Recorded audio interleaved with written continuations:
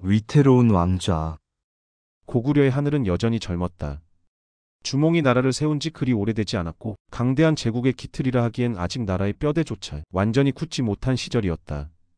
북방의 거친 바람은 늘 국경을 흔들었고 남쪽의 여러 부족들은 고구려를 시험하려는 듯 호시탐탐 기회를 노렸다. 백성들은 하루하루의 삶을 이어가기 위해 땅을 갈고 성벽을 쌓으며 왕의 이름에 희망을 걸었다. 그러나 왕좌에 앉은 이는 더 이상 주몽이 아니었다. 유리 주몽의 아들이자 두 번째 왕. 그는 아버지의 그늘과 기대 그리고 끊임없는 비교 속에서 즉위하였다. 백성들은 주몽의 아들이 나라를 잘 이끌어갈 것이라 믿었으나 귀족과 장수들은 속으로는 달랐다. 아버지의 위대한 이름과 업적이 오히려 유리에게는 족쇄였다. 왕권을 강화해야 했으나 한 걸음만 잘못 디디면 반발의 불길이 치솟을 수 있었다.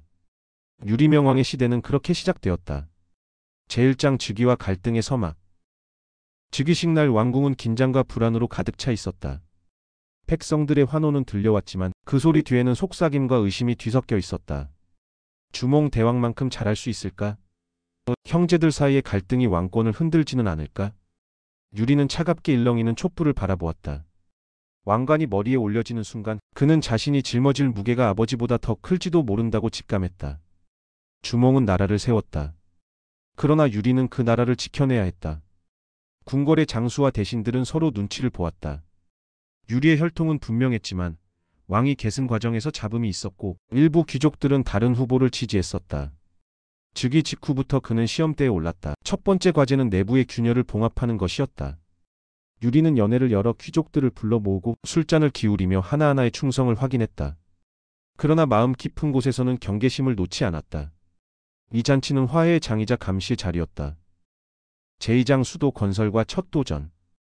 즉위 후 유리는 가장 먼저 수도 강화를 추진했다. 졸본의 산성과 성곽은 방어에 유리했으나 국가의 위상을 담기에는 부족했다. 그는 새로운 궁성과 성벽을 짓도록 명했다. 백성들은 땀을 흘리며 돌을 나르고 장정들은 밤낮으로 목재를 다듬었다. 그러나 그 과정에서 불만이 쌓였다. 아직 전쟁 위협도 많은데 왜 궁궐 짓기에 힘을 쓰는가? 라는 원성이 흘러나왔다. 귀족들 또한 군사력 증강이 우선이라 주장했다. 유리는 반발을 잠재우기 위해 직접 공사 현장을 돌며 백성과 대화를 나누었다. 그는 흙 묻은 손을 잡고 말했다. 나라가 강해지려면 백성들이 의지할 성과 궁궐이 필요하다. 이것은 내 치세의 허영이 아니라 고구려의 미래를 위한 초석이다. 그의 눈빛은 결연했고 백성들은 서서히 마음을 열었다. 그렇게 수도는 점차 새로운 모습을 갖추어갔다. 그러나 외부에서는 이미 유리의 고구려를 시험하려는 움직임이 시작되고 있었다. 제3장 후계와 궁중의 갈등. 궁중의 공기는 언제나 팽팽했다. 특히 후계 문제는 유리의 마음을 무겁게 했다. 여러 아들들 가운데 누가 왕위를 이어받아야 하는가? 장자 계승을 주장하는 목소리와 능력 위주의 선정을 외치는 목소리가 엇갈렸다. 왕자들은 저마다의 지지 세력을 등에 업고 서로를 견제했다. 작은 연회 자리에서도 날카로운 말들이 오갔고 시선 하나에도 불꽃이 튀었다. 유리는 그런 자식들을 바라보며 밤마다 한숨을 내쉬었다. 아버지라면 어찌하셨을까? 그는 속으로 주몽에게 물었다. 그러나 돌아오는 대답은 없었다. 그저 왕으로서의 냉혹한 선택만이 남아있었다. 궁중의 긴장은 곧 외부로 번졌다. 귀족들은 각기 자신이 지지하는 왕자를 밀어내며 정치적 세력을 확장했다. 유리는 점차 이 문제를 단순히 가문의 일이 아닌 국가적 문제로 다루어야 함을 깨달았다. 제4장 외교의 시험대. 남쪽의 부여와 북쪽의 예맥은 끊임없이 고구려를 시험했다. 유리는 무력보다는 외교적 해결을 먼저 택했다. 사신을 보내어 화친을 맺고 때로는 혼인 동맹으로 관계를 이어갔다. 그러나 상대가 항상 성의를 보이는 것은 아니었다. 부여는 고구려의 세력을 경계하며 조공을 요구했고 예맥은 국경을 넘어 약탈을 일삼았다. 유리는 신중히 움직였다. 그는 성급히 군사를 일으키는 대신 적들의 움직임을 관찰하고 때를 기다렸다. 전쟁은 칼을 뽑는 순간부터 나라의 기운을 갉아먹는다. 그의 말에 일부 장수들은 답답해했지만 백성들은 전쟁 없는 시간을 반겼다. 이 시기에 유리는 냉철한 현실주의자였다. 그는 고구려의 국력이 아직 크지 않음을 알았다. 무리한 확장보다 내실을 다지고 후위를 준비하는 것이 먼저였다. 제5장 귀족 제압과 내부 안정.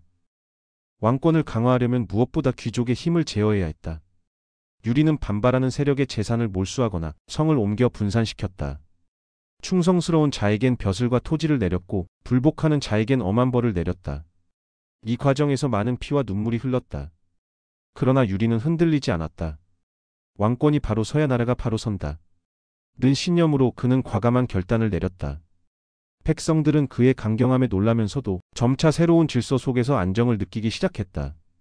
고구려라는 이름이 조금씩 주몽의 나라에서 유리의 나라로 자리 잡아갔다. 제육장 북방 전투와 군주의 시험. 국경에서 결국 불길이 일어났다. 북방 부족들이 고구려의 성장을 두려워하여 연합해 침입해온 것이다. 유리는 군을 이끌고 직접 출정했다. 전장은 혹독했다. 화살이 핏발치고 전사들의 함성이 산과 들을 흔들었다. 유리는 창을 들고 선봉에 섰다. 왕이 직접 나섰다는 소식에 병사들의 사기는 치솟았다. 고구려의 땅을 지켜라. 그의 외침이 전장을 울렸다. 전투는 며칠 동안 이어졌고 결국 고구려가 승리를 거두었다. 많은 희생이 있었으나 백성들은 왕의 용맹과 결단을 찬양했다. 이 승리는 유리에게 큰 전환점이 되었다. 그는 더 이상 주몽의 아들이 아니라 스스로 나라를 지켜낸 군주로 인정받았다. 제7장 백성과 함께한 세월.